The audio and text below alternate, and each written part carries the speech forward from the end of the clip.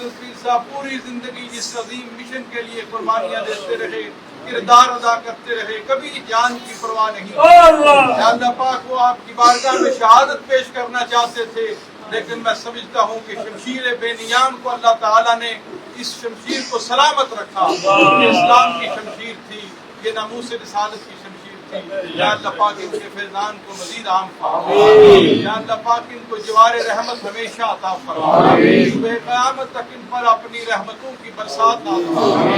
اور بالخصوص یا اللہ پاک ان کا جو مشن ہے نظام مصطفیٰ کا، تحفظ ختم نبوت کا، تحفظ ناموس رسالت کا، حرمت مصطفیٰ کریم کا، یا اللہ پاک اس مشن کو جاری و ساری رکھنے کی ہمیں توفیق عطا فرما.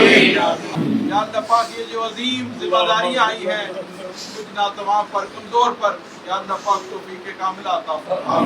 یا اللہ پاک توفیق کاملہ عطا فرما. یا اللہ پاک اپنی مدد جو ہے شامل ہاتھ فرما. یا اللہ پاک یہ ہاتھ جو آپ کے حضور اٹھے ہوئے ہیں، یہ ہاتھ سب کے ہاتھ بھر کر یا حسبنا اللہ و نعم الوکیل، نعم المولا و نعم النصیر. اللهم صل على سيدنا ومولانا محمد صلاة تنجينا بها من جميع الأهوال والآفات وتقضي لنا بها جميع الحاجات وتطهرنا بها من جميع السيئات وترفعنا بها عندك أعلى الدرجات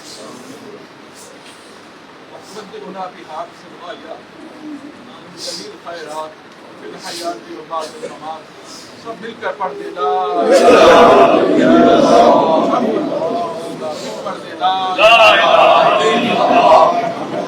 بارگاہ رسالت پاک میں درود پاک بھی پیش کرتے ہیں. الصلاۃ والسلام علیک یا سید اللہ.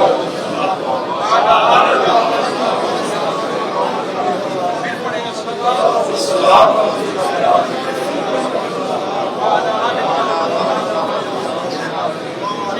پڑھا ہے کہ جب پیر صاحب کی ملاقات ہوا کہ کریم سے ہمارا سلام بھی پیش ہو، ہم سب پر بھی نگاہ کرم ہو. صلی اللہ علیہ حبیبی سیدنا و مولانا و مأوانا و ملجانا و حبیبنا و طبیبنا محمد و علی آلہ و صحبہ اجمعین.